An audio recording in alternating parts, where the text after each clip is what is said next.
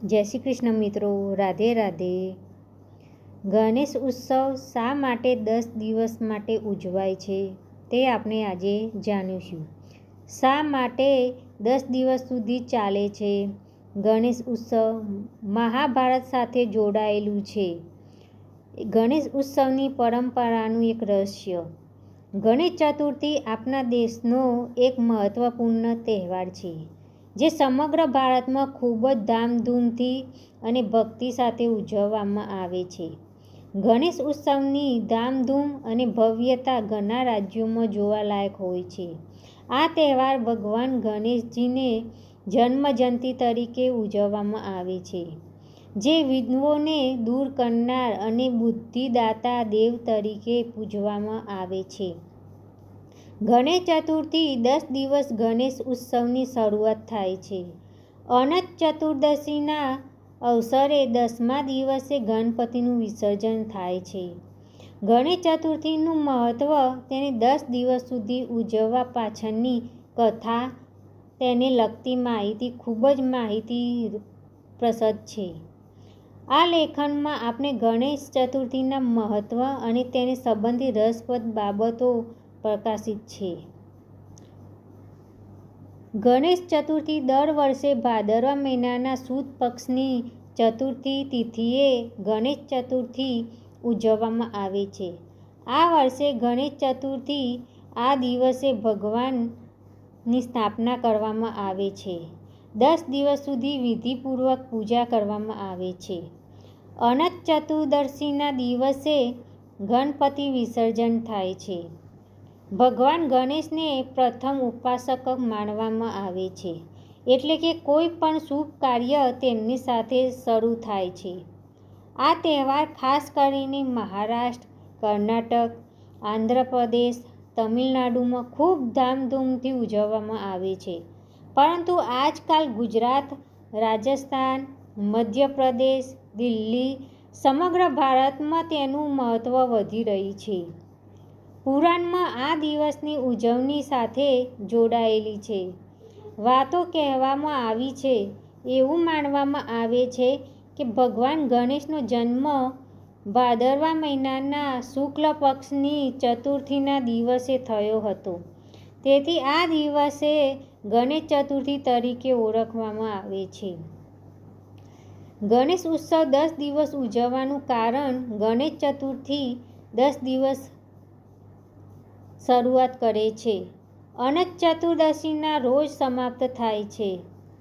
મહાભારતના લેખન કાર્યની શરૂઆત ગણેશ ચતુર્થી વિશે એવી પણ માન્યતા છે કે ભાદરવા મહિનામાં ચતુર્થીના દિવસે ભગવાન ગણેશે મહાકાવ્ય મહાભારત લખવાની શરૂઆત કરી.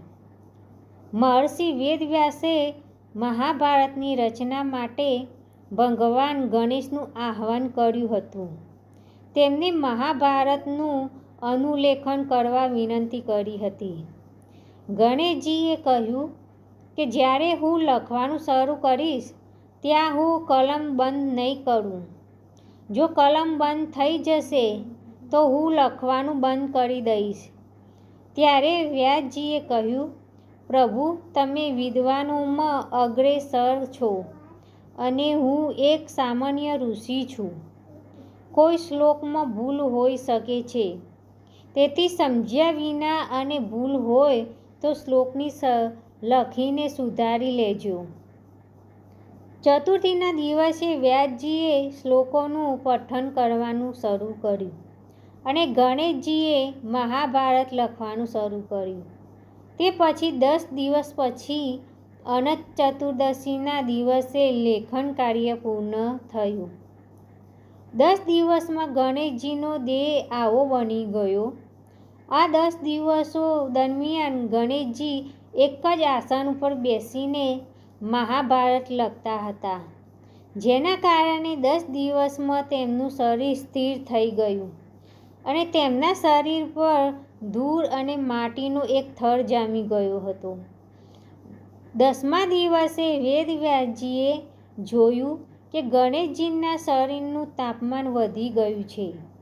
ત્યારે વેદવ્યાસજીએ તેમને નદીમાં સ્નાન કરી શરીરને શાંત કરવા કહ્યું.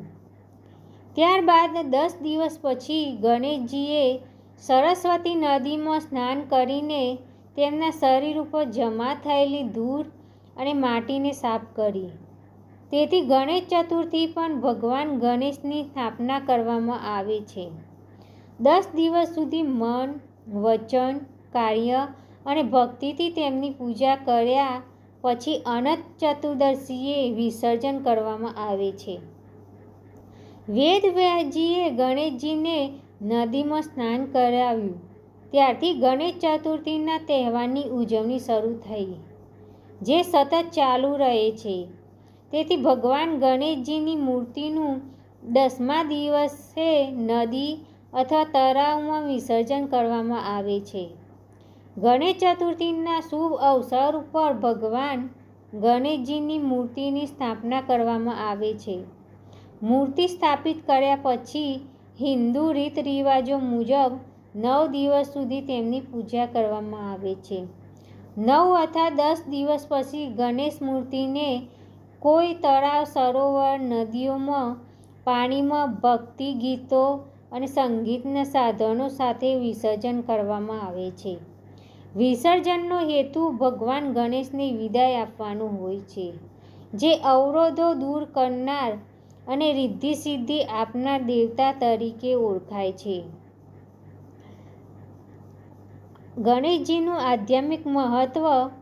ગણેશજી ચતુર્થીનું આધ્યાત્મિક મહત્વ એ વાતમાં રહેલું છે કે આપણે 10 દિવસ સંયમ અને આત્મનિરીક્ષણ સાથે પ્રસાર કરવા જોઈએ અને બધી ઇન્દ્રિયોને કાબૂમાં રાખીને ભગવાનની ભક્તિ પર ધ્યાન કેન્દ્રિત કરવું જોઈએ.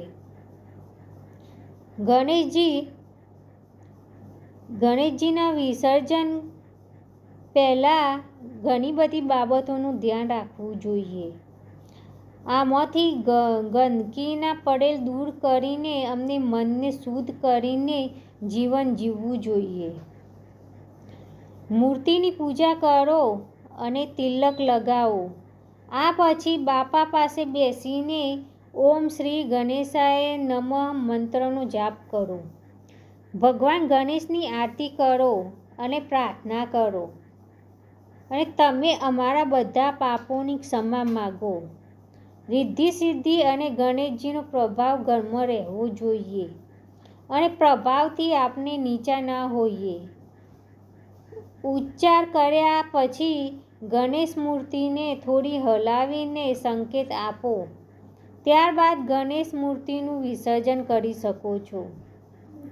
ગણેશજીની મૂર્તિ કેટલાક દિવસ રાખવી.